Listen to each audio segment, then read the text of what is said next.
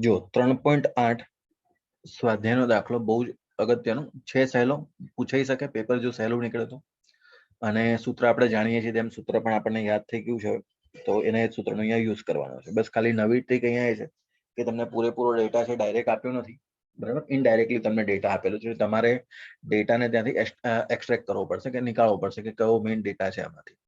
તો નિક્રોમના બનેલા એક ગરમ કરવાના તારને હીટિંગ એલિમેન્ટ છે, જેને 230 વોલ્ટે ઉદ્ગમ સાથે જો તમે જોડો તો એના પ્રારંભની અંદર 3.2 એમ્પિયરનો પ્રવાહ ખેંચે છે.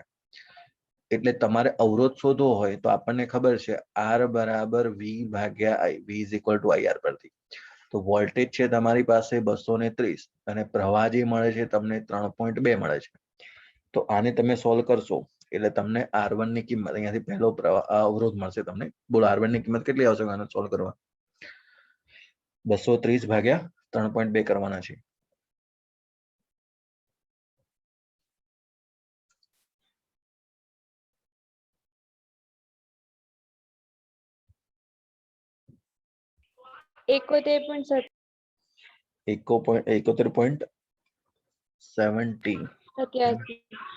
Okay 875 87 something. ઓકે આ આવે છે ઓમ. ચલો પછી જો સેકન્ડમાં શું કીધું છે, જે અમુક સેકન્ડ બાદ 2.8 એમ્પિયર જેટલું સ્થાયી થાય છે. એટલે નવો જે અવરોધ હશે એ તમારે R2 શોધવાનો છે. તો R2 બરાબર વોલ્ટેજ તો એમને એમ જ છે 230, એમાં કોઈ ચેન્જ નથી, પણ પ્રવાહ જે છે બદલાઈ જશે. ફોર એક્ઝામ્પલ આને I1 નામ આપી દે તો I2 આપીએ એટલે અલગ રહે થોડું. તો 230 ભાગ્યા 2.8 એમ્પિયર. તો અવરોધમાં ફેરફાર થયો અને અવરોધનો હવે બોલો ફેરફાર આ કેટલો થશે વેલ્યુ R2 ની?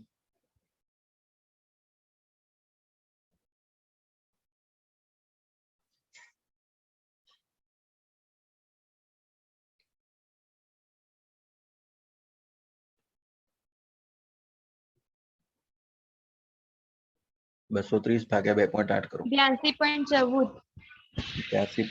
ઓકે 82.14. Very good. ચલો તમને R1 R2 મળી ગયું. હવે જો એની અંદર પ્રશ્નમાં કેવું કીધું છે, જો ઓરડાના તાપમાને તને 27 ડિગ્રી સેન્ટીગ્રેડ જેટલું હોય તો ગરમ કરતા તારનું જે સ્થાયી તાપમાન છે કેટલું થશે. મતલબ કે તમને પહેલું જે ટેમ્પરેચર છે ને T1 એ તમને પ્રશ્નમાં આપેલું છે.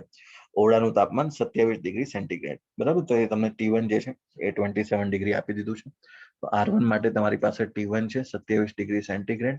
હવે ગરમ કરવાથી જે તારનું સ્થાયી તાપમાન જે છે કેટલું થશે, તો તમારે પ્રશ્ન એવો છે કે T2 શોધવાનો છે અહીંયા આગળ, અને તમને ડેટામાં આલ્ફા પણ આપેલો છે, બરાબર. તો આપણી પાસે પેલો ફોર્મ્યુલા તો તમને ખ્યાલ હશે, આપણે લાસ્ટ ટાઈમ યુઝ પણ કર્યો તો T2 માઇનસ T1 બરાબર R2 માઇનસ R1 ભાગ્યા R1 આલ્ફા. તો T2 પછી આ T1 પેલી બદલી જાવ એટલે તમને T2 મળી જશે, બરાબર. એટલે આવું લખી શકાય T2 બરાબર R2 માઇનસ R1 એને ભાગ્યા R1 આલ્ફા અને પ્લસ T1. ચલો બધી વેલ્યુ મૂકી દઈએ. R2 ની કિંમત આપણી પાસે છે 82.14 માઇનસ R1 ની કિંમત છે આપણી પાસે 71.875. તો એને પણ પુટ કરી દઈશું ડિવાઈડ બાય R1. R1 ની કિંમત છે તમારી પાસે 71.875 મલ્ટીપ્લાય બાય આલ્ફા, બરાબર. તમને તાપમાન ગુણાંક આપેલો છે 1.7 ગુણ્યા 10 ની માઇનસ 4 ઘાત. તો અહીંયા પણ લખી દઈએ 1.7 ગુણ્યા 10 ની માઇનસ 4 ઘાત. અને એમાં જે પણ જવાબ આવે એમાં પ્લસ તમારે T1 જે છે એ 27 ડિગ્રી તમારે એડ કરી દેવાનો. તમારો અહીંયાથી ફાઇનલ આન્સર જે છે એ મળી જશે. ચલો સોલ્વ કરો ફટાફટ આને.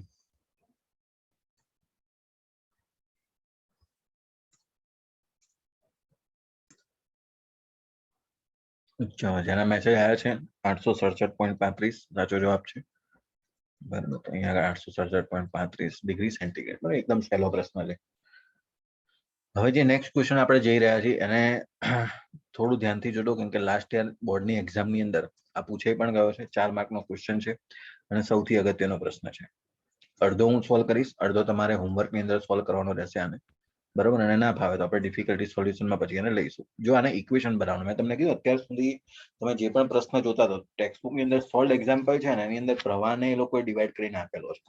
પણ જ્યારે તમે બોર્ડની એક્ઝામમાં જશો તો બોર્ડની એક્ઝામમાં તમને કરંટ ડિવાઈડ કરીને નહીં આપે, એ લોકો એમને જ છોડી દેશે સર્કિટ. તો આજે સ્વાધ્યાયમાં તમે જે સર્કિટ જોવો છો ને સેમ ટુ સેમ સર્કિટ તમારે પરીક્ષાની અંદર પૂછાઈ ગઈ છે પહેલા જ વર્ષે, બરાબર. તો 4 માર્કનો પહેલો જ પ્રશ્ન હતો એ વખતે. તો હવે આમાં તમારે જો પ્રવાહ તમને આપેલો નથી, તમે ડિવાઈડ જાતે કરવાનો છે. તો સૌથી પહેલા તો આપણે પ્રવાહને ડિવાઈડ કરતા શીખી જઈએ. ફોર એક્ઝામ્પલ હું તમને એમ કહું કે અહીંયાથી કોઈ મેઇન સોર્સ બેટરી આવે છે, તો એમાંથી પ્રવાહ આઈ નીકળ્યો. આઈ પ્રવાહ પહોંચ્યો એ બિંદુ પર. એ બિંદુ પર પહોંચતા ફોર એક્ઝામ્પલ અહીંયા આગળ હું માની લઉં કે પ્રવાહ I1 જાય છે, તો અહીંયા બાજુમાં હું શું કરી દઈશ, ત્યાં આગળ I2 જાય છે. હવે I1 પ્રવાહ ક્યાં પહોંચ્યો? બી પર પહોંચ્યો. હવે બી પર પહોંચતા એની પાસે બે પાથ છે. જો બી થી અહીંયા જવું છે, અહીંયા કોઈ નામ આપેલું નથી તો ડી આપી દઈશું. તો એને બી થી ડી જવું છે અને બી થી સી જવું છે. તો ફોર એક્ઝામ્પલ હું અહીંયા એવું લઈ લઉં કે આની અંદર I3 પ્રવાહ જાય છે, તો આ બાજુમાં કેટલો વધશે? તો એવું લખી શકાય I1 માઇનસ I3. આ સહેલું પડશે જો લખવાનું. પછી નહીં તો અનનોન છે ને જેટલા વધારે એટલો પ્રોબ્લેમ થાય, એટલે મિનિમમ અનનોન કરવાનો ટ્રાય કરવાનો. બરાબર, વેરિયેબલ આપણી પાસે ઓછામાં ઓછા હોવા જોઈએ. તો જો I1 I2 I3 થયા. હવે અહીંયાથી જુઓ તમે, આ ડી પોઈન્ટ ઉપર કોણ કોણ ભેગા થાય છે? તો I2 અહીંયાથી આવે છે A થી D માં, અને B થી D માં I3 આવે છે. તો બંને થઈ જશે અહીંયા આગળ ભેગા ડી ઉપર, અને આગળ જશે C તરફ. તો અહીંયા લખાશે I2 પ્લસ I3. હવે I2 પ્લસ I3 પહોંચ્યા C તરફ, C બિંદુ પર કોણ કોણ ભેગા થયા? તો I1 માઇનસ I3, એક આ પ્રવાહ ભેગો થશે અને એક આ પ્રવાહ ભેગો થશે. આ બંને પ્રવાહ જે છે એ ભેગા થાય છે. તમે જોઈ શકો છો તેમ I3 તો ઉડી જશે પ્લસ માઇનસ, તો વધશે કોણ? I1 પ્લસ I2, અને I1 પ્લસ I2 કોણ છે? તો એ તો પોતે I છે. તો મતલબ કે C માંથી પાછો પ્રવાહ I છે એ પાછો આવી જશે. મતલબ કે આપણે જે સર્કિટને જે ડિવાઈડ કરી છે કરંટ પ્રમાણે, તો એકદમ સાચું છે. જેટલો પ્રવાહ મેઇન સોર્સ વોલ્ટેજ માંથી નીકળે એટલો જો પ્રવાહ પાછો આવે તો તમારું જે ડિવાઈડ કરેલું સાચું ગણાય. તો ચલો હવે આપણે ઇક્વેશન લખતા તો આપણને ફાવે છે. તો અહીંયા આગળ જો કેટલા વેરિયેબલ થયા? I1 I2 અને I3. બરોબર, I વેરિયેબલ નથી, કારણ કે I બરાબર આપણે પછી I1 પ્લસ I2 લખી દઈશું એટલે એ નીકળી જશે. તો તમારી પાસે 3 વેરિયેબલ છે, 3 અનનોન છે, તો 3 ઇક્વેશન તમારે બનાવવા જોઈએ. તો સૌથી પહેલા આપણે લૂપ લખીશું AB DA. ચલો કોણ બોલશે સૌથી પહેલા? તો આ પહેલું લૂપ, એને આપણે ક્લોકવાઇઝ કરવાનો પ્રયત્ન કરીશું. બોલો પહેલા લૂપ માટે ઇક્વેશન ABDA માટે.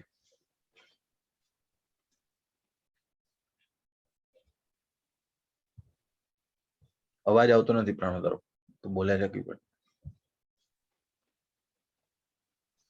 રિજોઈન કરી લેવું ને. ચલો બીજા કોને? हेलो હા હવે -10 I1 ધીરે ધીરે ધીરે. -10 I1 પછી -5 I2 -5 I3. I3 છે ત્યાં બીડી બ્રાન્ચ ની અંદર I3 પ્રવાહ છે.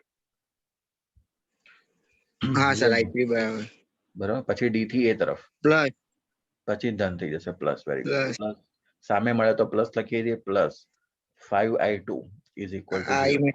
બરાબર ને, પતી ગયું. એ થી બી ગયા તો જો ત્યાં આગળ માઇનસ પ્રવાહની સાથે જાવ તો -10 I1. પછી તમે જોશો તો બી થી કઈ બાજુ આવશો? ડી તરફ. તો બી થી ડી ની અંદર પ્રવાહની સાથે જાવ છો તો -5 I3. ડી થી એની તરફ જાવ છો તો ત્યાં આગળ તમારું પ્લસ થઈ જશે, કેમ કે તમને પ્રવાહ જે છે એ ત્યાં આગળ સામે મળી રહ્યો છે. બરાબર, તો આ થઈ ગયું સોલ્વ તમારું ABDA નું ઇક્વેશન. અને પછી તમે I1 I2 I3 એને ઇક્વેટ કરીને વ્યવસ્થિત લખી લેજો. બરાબર, ચલો હું એ લખી પણ આપું છું, તમારે ખાલી સોલ્યુશન તમારા માટે રાખીશું. અને થોડું ઇક્વેશન આપણે મોડિફાઈ કરી લઈએ અને પછી એક બાજુ લખી લઈએ. જોતા જાઓ, પહેલા તો માઇનસ જે છે ને એ પહેલા પદની અંદર માઇનસ ના હોય ને તો જલ્દી તમારું એક મેન્ટાલિટી એવી છે કે માઇનસ પહેલા પદમાં ના હોય તો જલ્દી સોલ્વ થઈ જાય. તો આપણે એવું કરીએ કે આની નિશાની ઉલટાઈ નાખીએ. અને બીજી વસ્તુ 5 કોમન પણ નીકળી શકે છે, તો હું શું કરું? 5 થી ભાગી નાખું બધાને. જો એ પણ એક સહેલું કામ થઈ જશે. તો જો I1 જે છે અહીંયા લખી શકું પ્લસ I1, સાઇન ચેન્જ કરી દીધી.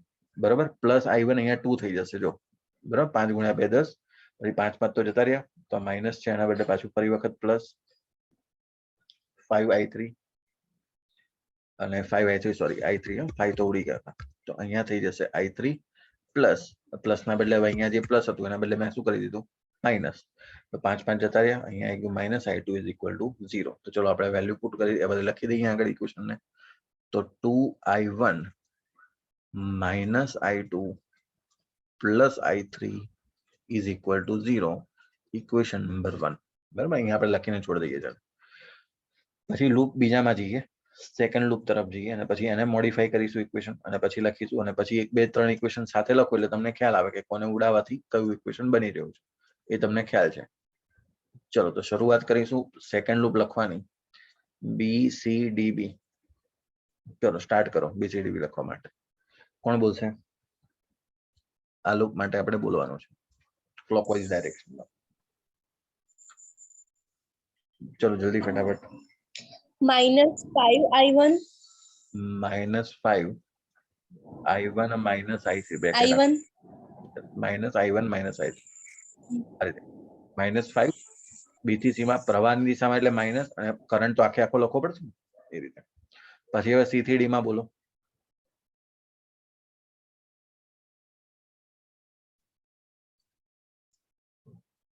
જલ્દી ફટાફટ. સી થી ડી માં પ્રવાહ સામે મળે છે, સામે મળે તો મારે શું લખવું પડે? પ્લસ. અવરોધ છે 10 અને અહીંયા લખાશે i2 પ્લસ i3.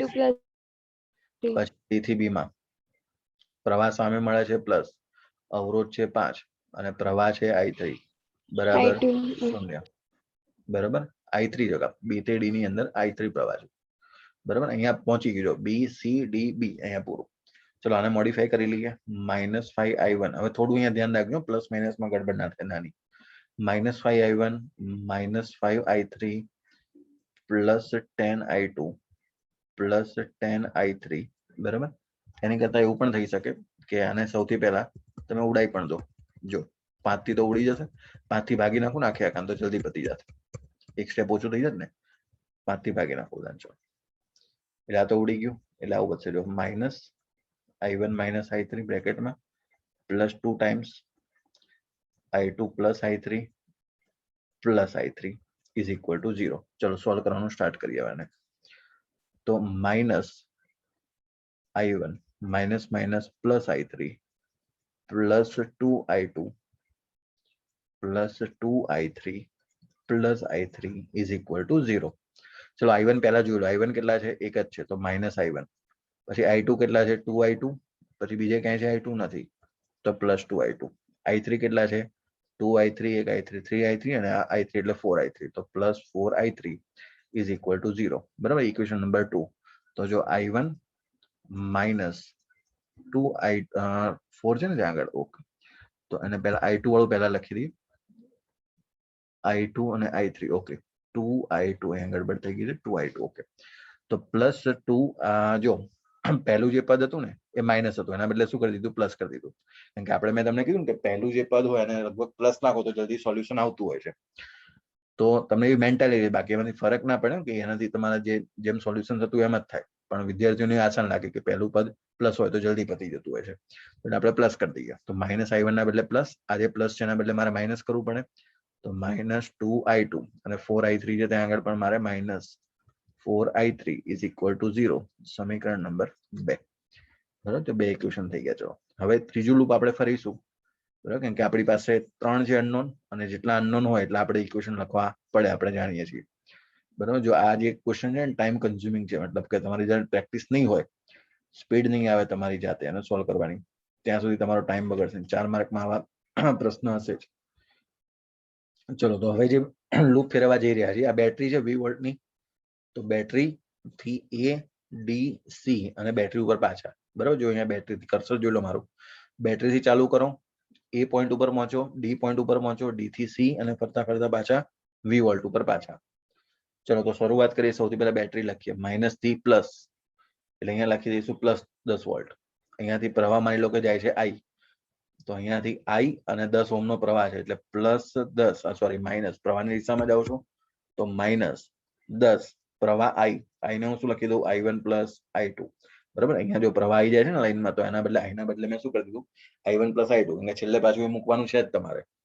પછી A થી D માં તો પ્રવાહની સાથે -5i2, D થી C માં પ્રવાહની સાથે એટલે -10 i2 પ્લસ i3 અને બધું પતી ગયું એટલે ઇક્વલ ટુ 0. ચલો સોલ્વ કરી દઈએ આને. તો 10 છે એટલે અહીંયા થઈ જશે ચલો 5 થી તો ભાગી નાખીએ પહેલા. બરોબર એટલે જલ્દી પતી જશે. તો 5 થી ભાગી નાખો બધી બાજુ. ચલો 5 થી ભાગી નાખ્યા એટલે અહીંયા થઈ જશે તમારા 5 એટલે અહીંયા 2 -2 i1 plus i2 minus i2 -2 i2 plus i3 is equal to 0. ચલો મોડિફાઈ કરી દઈએ. 2 પેલ બાદ જાય તો -2 થઈ જશે. બરાબર આ 2 ને પેલ બાદ લઈ જઈએ છીએ. બરાબર એટલે -2 ત્યાં લખી દઈશું. -2i1 -2i2 -i2 -2i2 -2i3 is equal two -2. આ 2 પેલી બાજુ ગયા એટલે -2 થઈ ગયા. હવે માઇનસ માઇનસ બધા શું થઈ જશે? પ્લસ પ્લસ બધા માઇનસ છે તો નેગેટિવ બધા ઉડાઈ દઉં છું, બરાબર. માઇનસ કોમન કાઢી અને બધા શું કરી દઈએ છીએ આપણે? પ્લસ કરી દઈએ. ચલો તો 2i1 પછી બીજું છે કોઈ i1 નથી. ચલો તો અહીંયાથી હું લખી દઈશ 2i1. પછી 2i2 માં જો અહીંયા 2i2 છે, પછી બીજો i2 એક આ છે, પછી બીજો 2i2 છે. ઓકે, 2 ને 2 4 ને 1 5 તો પ્લસ 5i2 અને પછી i3 કેટલા છે? 2i3 તો plus 2i3 is equal two +2, બરાબર. તો equation number 3 2i1 plus 5i2 plus 2i3 is equal two 2, equation number 3, બરાબર. તો તમારી પાસે 3 ઇક્વેશન આવી ગયા છે. આ 3 ઇક્વેશનને તમારે સોલ્વ કરવાના છે. જો પહેલામાંથી ત્રીજું હટાવી દેશો એટલે તમને, બરાબર, સોલ્યુશન જો બહુ સારું છે. પહેલું ત્રીજું ઇક્વેશન જો પહેલામાંથી ત્રીજું માઇનસ કરી દો અથવા ત્રીજામાંથી પહેલું માઇનસ કરી દો, જે કરવું હોય.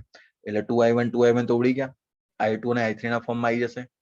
એટલે i2 i3 વાળું સોલ્વ કરતા તમને ફાવે અને કોઈ પણ બીજા એક ઇક્વેશન મૂકી દો તો તમારો i1 નીકળી જશે, બરાબર. આ તમારા હોમવર્ક ની અંદર, બરાબર, આ તમારે જાતે સોલ્વ કરવાનું છે. એકદમ સહેલું છે.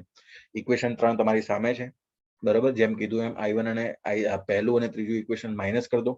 પહેલામાંથી ત્રીજું કરો કે ત્રીજામાંથી પહેલું કરો, જે ફાવે. તમારી પાસે i2 i3 વેરિયેબલ વધશે બે. i2 i3 તમે બે વેરિયેબલ વાળું ઇક્વેશન સોલ્વ કરતા તમને આવડે છે. એ સોલ્વ કરશો એટલે તમને i2 i3 મળશે. કોઈ પણ ઇક્વેશનમાં i2 i3 મૂકો એટલે તમને i1 મળી જશે. 10મો દાખલો. દાખલા નંબર 10 પણ સહેલો છે એકદમ. ચલો શરૂઆત કરીએ. મીટર બીડની વાત છે. આકૃતિ 3.27 માં જ્યારે y અવરોધ 12.5 ઓમ હોય. ઓકે, તો તમારે સૌથી પહેલા આકૃતિ અહીંયા ડ્રો કરવી પડશે, બરાબર. આકૃતિ જો અહીંયા આગળ x અને y અવરોધની વાત છે. તો a અને b જો તો અવરોધ x શોધો. અને શા માટે તમારે, ઓકે, જો તમારે x અને y વાળી અહીંયા ફિગર ડ્રો નથી કરેલી, ફિગર હું ફટાફટ ડ્રો કરી દઉં છું. આ પ્રકાર મીટર બીડ તો તમને ખબર જ છે. અહીંયા આગળ તો x, અહીંયા આગળ આવી જશે y આ પ્રકારે, અને નીચે જે છે એ રીતે મીટર 1 મીટર લેન્થ નો વાયર આવી જશે. તો લેન્થ ઓફ 1 મીટર વાયર. બધું આર અને એસ વાળી જે આપણે ફિગર જોઈ હતી ને એની જ ફિગર છે અહીંયા આગળ, પણ ત્યાં આગળ આર અને એસ ના બદલે લોકો નવું નામ આપી દીધું છે એક્સ અને વાય, બીજું કઈ નથી. તો જો હવે પ્રશ્નમાં શું કીધું છે કે જ્યારે વાય અવરોધ જે છે એ તમારો 12.5 હોય. તો 12.5 વાય અવરોધ હોય ત્યારે છેડા એ થી, આ છેડો એ અને છેડો બી, તો એ થી જે તટસ્થ બિંદુ મળે છે એ 39.5 ઉપર મળે છે, બરાબર. તો અવરોધ x શોધો. તમને ખબર હશે ફોર્મ્યુલા. આ માની લો કે ડી છે કોઈ પોઈન્ટ, તટસ્થ બિંદુ અહીંયા તમને મળે છે નલ પોઈન્ટ, બરાબર. તો તમને ખબર છે કે સોલ્યુશન શું આવશે? x ભાગ્યા y બરાબર લેન્થ ઓફ એડી ભાગ્યા લેન્થ ઓફ ડીબી થઈ જશે. આવું પેલું લખીએ ને આપણે 100 માઇનસ કરીને પછી પતી જાય એટલે થઈ જાય. તો x ભાગ્યા y એટલે x તો શોધવાનો છે, y કેટલા આપેલા છે તમને 12.5. પેલું સૂત્ર તમને ખબર r1 ભાગ્યા r2 બરાબર r3 ભાગ્યા r4. હવે જે r3 અને r4 તમારી પાસે હતા નહીં, મીટર બીજની જો થિયરી તમે ધ્યાનથી જોઈ હોય તો એના માટે આપણે મીટર બીજ માટે તમારો જે અહીંયા આગળ અવરોધ છે લંબાઈના સમપ્રમાણમાં હોય. તો લંબાઈ કોની વચ્ચેની? એ અને ડી વચ્ચેની. તો લંબાઈ આપણે જોઈએ એ અને ડી વચ્ચે કેટલી આપેલી છે? તો એ છેડાથી 39.5 એને કીધેલું છે તમને. તો 39.5. તો બોલો બાકીને શું વધે? 100 માઇનસ 39.5, કેમ કે ટોટલ તો 100 સેન્ટીમીટર છે. તો 100 માઇનસ 39.5, બોલો કેટલા થશે? આ 60.5 થઈ જશે. તો આને સોલ્વ કરતા 60.5, બરાબર ને? બકા તો x તો મળી જશે હવે 39.5. આ તો એકદમ એમસીક્યુ ટાઈપ ક્વેશ્ચન છે. 12.5 ભાગ્યા 60.5, બરાબર. ચલો સોલ્વ કરી દો. અને કેટલો આવે છે જો.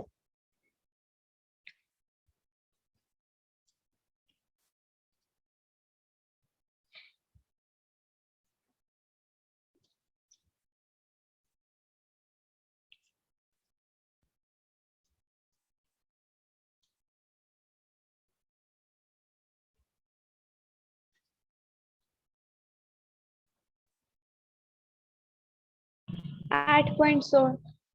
8.16, યસ રાઈટ, 8.16, બરાબર. તો પહેલો પ્રશ્ન સોલ્વ થઈ ગયો. પછી જો બીજું શું કીધું છે એને પ્રશ્નની અંદર કે હવે જો x અને y ના સ્થાનોને અદલ બદલ કરવામાં આવે તો ઉપરના બ્રિજમાં તટસ્થ બિંદુનું સ્થાન શોધો. તો આ ખાસ યાદ રાખી લો. હા જો પ્રૂફ પણ આપણે કરી લઈએ, ડેરિવેશન તો કરી જ દઉં છું, મતલબ કે આપણે દાખલો ગણીએ એટલે તમારો આન્સર આવી જશે. પણ ઓરલી પણ તમે યાદ રાખી લો કે જ્યારે સ્થાન અદલ બદલ કરો ને તો એનું જે તટસ્થ બિંદુ છે એના પણ સ્થાન અદલ બદલ થઈ જાય. બરાબર, એ રીતે યાદ કરો કે જો y ને x માં મૂકી દો ને x ને y માં મૂકી દો તો આ જે ડીબી છે એ આગળ આવી જશે અને એડી છે પાછળ આવી જશે. બરાબર, આટલું જ થાય, બીજું કંઈ ના થાય. તો જો ચેક કરવું હોય તો કરી લઈએ. જો x અને y ના સ્થાનોને જો અદલ બદલ કરવામાં આવે તો આપણને ખબર છે કે જો અહીંયા x ની કિંમત કેટલી છે 8.16, એટલે 8.16 ને હું પાછળ મૂકી દઉં. y ની કિંમત કેટલી છે 12.5, તો 12.5 ને હું અહીંયા આગળ મૂકી દઉં. બરાબર, તો હવે તમારે અહીંયા માની લો કે આ l છે એક લંબાઈ, તો બીજી કેટલી થઈ જશે 100 - l. બરાબર, તો આ લંબાઈ શોધવાની છે પ્રશ્નમાં. તો તમને ખબર છે આ થઈ ગયો તમારો r1, આ થઈ ગયો r2. બરાબર, તો જો ધ્યાનથી r1/r2 એટલે 12.5 એને ભાગ્યા 8.16 બરાબર l ભાગ્યા 100 - l. બરાબર, એટલે 12.5 અહીંયાથી 100 - l પેલી બાજુ જતા રહેશે અને આ બાજુ l ગુણ્યા 8.16. આ બધાને તમે સોલ્વ કરશો ને એટલે તમારો l જે છે એ 60.5 થઈને આવી જશે. બરાબર, 60. કેટલો છે 60.5, 60.5 સેન્ટીમીટર આવી જશે. બરાબર, આ મેં કઈ રીતે કર્યું તમે સોલ્વ કરજો એટલે તમારો એલ નો જવાબ આવી જશે. મેં તો ઓરલી કર્યું કેમ કે મને થિયરી ખબર છે. બરાબર, જે રીતે તમે અવરોધનું સ્થાન બદલી દો, બરાબર, અદલા બદલી કરો તો એના તટસ્થ બિંદુનું સ્થાન પણ અદલા બદલી થઈ જાય સામે. બરાબર, એટલે વાય વાળો આગળ લઈ લીધો તો પાછળ જે ડીબી ની જે લંબાઈ હતી એ પણ ક્યાં આવી જશે એડી ના સ્થાને આવી જશે. એડી ની જે લંબાઈ છે એ પાછળ ડીબી ના સ્થાને જતી રહેશે. બરાબર, એટલે તમે સોલ્વ કરશો તો તમારાથી પણ પ્રૂફ થઈ જશે સાથે સાથે. ચલો એના પછી સી ની જો વાત કરીએ તો સી ક્વેશ્ચન તો થિયરેટિકલ કોન્સેપ્ટ છે, એમાં કઈ વધારે છે નહીં. સાંભળો, બ્રિજના તટસ્થ બિંદુ આગળ ગેલ્વેનોમીટર અને બેટરીની અદલા બદલી કરીશું તો શું થશે? શું ગેલ્વેનોમીટરનો કોઈ પ્રવાહ બતાવશે? ના. તમે ગેલ્વેનોમીટર અને બેટરીની અદલા બદલી કરો તો જ્યારે તટસ્થ બિંદુ હોય તો તમને ખબર છે કે વચ્ચેથી કોઈ પ્રવાહ પસાર થશે નહીં. તો પ્રવાહમાં કોઈ પ્રવાહ, ગેલ્વેનોમીટર કોઈ પ્રવાહ બતાવે? ના બતાવે. કોઈ ફરક પડવાનો જ નથી, કેમ કે જ્યારે તમારી કન્ડિશન બેલેન્સ હશે તો તમને ખબર છે કે ગેલ્વેનોમીટરનું જે ડિફ્લેક્શન છે એ તો શૂન્યનું શૂન્ય જ રહેશે, એમાં કોઈ ચેન્જ આવશે નહીં. બરાબર, તો આ એ પ્રકારે ક્વેશ્ચન સોલ્વ થઈ જશે. ઓરલી આન્સર છે, એમાં કોઈ ગણતરી કરવાની જરૂર નથી. ચલો 3.11, 11, 12, 13. બરાબર, પૂરું, 3 જ છે બાકી. શરૂઆત કરી 11મો દાખલાથી. 8 વોલ્ટ ઈએમએફ ની અને 0.5 ઓહ્મનો આંતરિક અવરોધ ધરાવતી સંગ્રાહક બેટરી છે. સેલ છે તમારી પાસે અને 120 વોલ્ટ વાળા ડીસી સપ્લાય વડે 15.5 ઓહ્મના અવરોધ મારફતે વિદ્યુત ભારિત કરવામાં આવે છે. તો વિદ્યુત ભારણની પ્રક્રિયા દરમિયાન બેટરીનો ટર્મિનલ વોલ્ટેજ કેટલો હશે અને વિદ્યુત ભારણ માટેના પરિપથમાં શ્રેણી અવરોધ રાખવાનો હેતુ શું છે? બહુ સરસ પ્રશ્ન છે, સમજો ધ્યાનથી. તમને વિદ્યુત ભારણની પ્રક્રિયા કીધી એટલે બેટરી જે છે ને તમારી એ ચાર્જ થઈ રહી છે એવું કહેવામાં આવે છે. એણે એવું કીધું છે કે 8 વોલ્ટનું ઈએમએફ છે અને આંતરિક અવરોધ, ચલો ડેટા બનાવી દઈએ. ઈએમએફ બરાબર 8 વોલ્ટ અને જે આંતરિક અવરોધ છે સ્મોલ આર બરાબર 0.5 ઓહ્મ. એને બેટરીને 120 વોલ્ટ સપ્લાયથી, મતલબ કે બહારનો જે વોલ્ટેજ જે છે એ તમે 120 વોલ્ટ આપી રહ્યા છો. બરાબર, બહારથી તમે જે વોલ્ટેજ આપી રહ્યા છો એ 120 વોલ્ટ આપી રહ્યા છો અને એનો જે 12 વોલ્ટ જે લાગ્યો છે એની સાથે એક રેઝિસ્ટન્સ અવરોધ પણ લગાવ્યો છે, બાહ્ય અવરોધ, જેનું મૂલ્ય 15.5 ઓહ્મ છે. તો હવે તમને એવું કીધું છે કે આ પ્રક્રિયા દરમિયાન બેટરીનો ટર્મિનલ વોલ્ટેજ તમારે શોધવાનો છે. બરાબર, તો વોલ્ટેજ તમને શોધતા તમને ખબર છે ટર્મિનલ વોલ્ટેજ, આ બેટરીની કઈ પ્રોસેસ થઈ રહી છે? Charging process. તો ચાર્જિંગ પ્રોસેસમાં ટર્મિનલ વોલ્ટેજનો ફોર્મ્યુલા E+IR આવે, આપણે બધા જાણીએ છીએ. બરાબર, તો આ ફોર્મ્યુલા પ્રમાણે તમારે કેલ્ક્યુલેશન કરવાનું છે અહીંયા આગળ.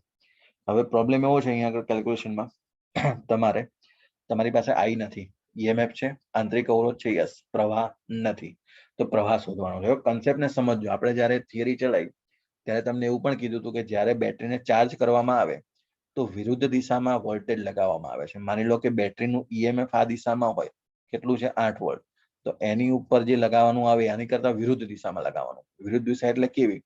તો પ્લસ થી પ્લસ અને માઇનસ, આ રીતે, આને વિરુદ્ધ દિશા કહેવાય. બરાબર, તો તમે ત્યાં આગળ કેટલો વોલ્ટેજ લગાવ્યો છે? તો તમે ત્યાં આગળ 120 વોલ્ટ લગાવ્યો છે બહાર. બરાબર, જો સિરીઝ શ્રેણી જોડાણ કઈ રીતે થાય? જો આ બેટરી, આ બીજી બેટરી, આ સરખી બેટરી લગાવી, આ માની લો કે 10 વોલ્ટ હોય અને 5 વોલ્ટ હોય, તો આ બેનું કોમ્બિનેશન થઈ અને કેટલું બનાવશે? તો કે 15 વોલ્ટ બનાવશે. પછી આ પ્રકારે બેટરી હોય કદાચ, આ ઊંધી બેટરી કહેવાય. બરાબર, તો આમાં માઇનસ થઈ જાય. માનો કે 10 વોલ્ટ છે અને આ 2 વોલ્ટ છે, તો ટોટલ કેટલા થઈ જશે? ટોટલ થઈ જશે અહીંયા તમારા 8 વોલ્ટ. આ પ્રકારની કન્ડિશન. તો હવે અહીંયા જો મેં તમને કીધું ને, જ્યારે પણ તમારે આખી પ્રક્રિયાને ઊંધી કરવી હોય તો બેટરી પણ ઊંધી લગાવવી પડે, બાહ્ય બેટરી. તો 120 વોલ્ટ આ રીતે ઊંધી લગાયા છે, બરાબર. તો એનો મતલબ કે હવે અહીંયા આગળ વોલ્ટેજ કેટલો થઈ જશે? આના માટે જો વોલ્ટેજ ગણવા જઈએ તો 120 માઇનસ 80 એટલે તમારો જે વોલ્ટેજ છે 112 વોલ્ટ થઈ જશે અહીંયાથી. હવે પ્રવાહ શોધવો છે સૌથી પહેલા, તો પ્રવાહનું સૂત્ર V ભાગ્યા R. V એટલે કેટલો થઈ ગયો છે? 112 ભાગ્યા R. R અવરોધ જો કે 120 ની સાથે તમે એક બીજો અવરોધ જોડેલો છે, કેટલો કીધેલો છે એને? 15.5 ઓહ્મ નો અવરોધ. આ 8 વોલ્ટ નો પણ આંતરિક અવરોધ છે, કેટલો છે? 0.5 ઓહ્મ અવરોધ એનો પણ છે સાથે સાથે, બરોબર. તો 0.5 ઓહ્મ અવરોધ ધરાવતી બેટરી EMF છે એનું 8 વોલ્ટ. તો 15.5 અને 0.5 એ બંને શ્રેણી જોડાણમાં જોડાય છે, એટલે ટોટલ થઈ જશે 16. તો અહીંયા 112 ભાગ્યા 16 એટલે તમારો જવાબ જે છે એટલે 16 ગુણ્યા 7. ઓકે, 16 ગુણ્યા 7 એટલે 112. તો અહીંયા થઈ જશે તમારો આન્સર 7 એમ્પિયર પ્રવાહ, બરાબર.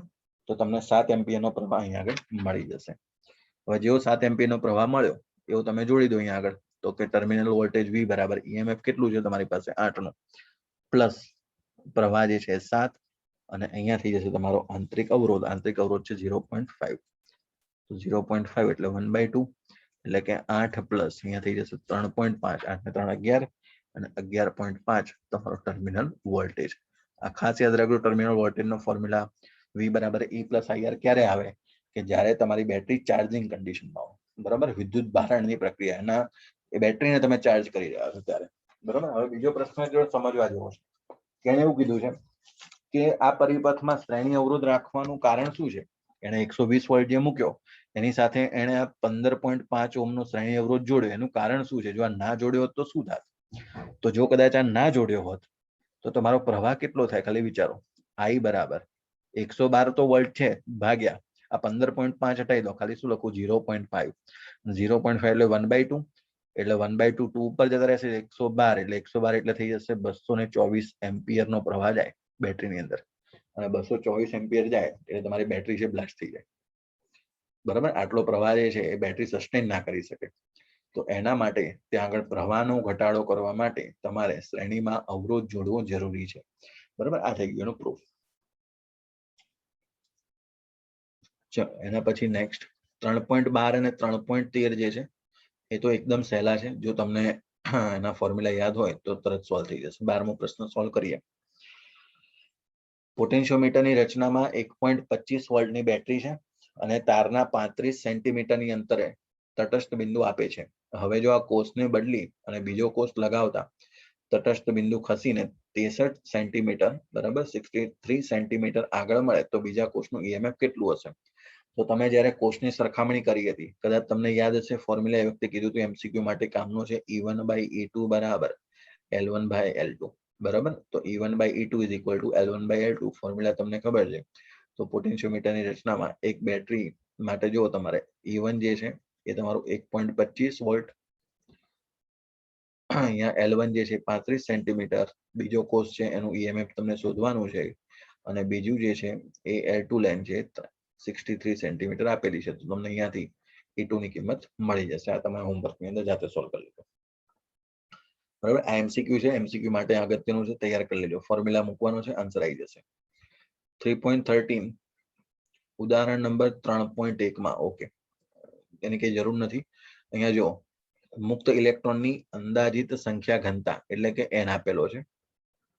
આવા ઇલેક્ટ્રોનને 3 મીટર લાંબા તાર માટે એટલે કે લંબાઈ આપી છે 3 મીટર, સંખ્યા ઘનતા n 8.5 ગુણ્યા 1028 પ્રતિ મીટર ક્યુબ, અને એક છેડાથી બીજા છેડા સુધી ડ્રિફ્ટ થતા કેટલો સમય લાગે, બરાબર.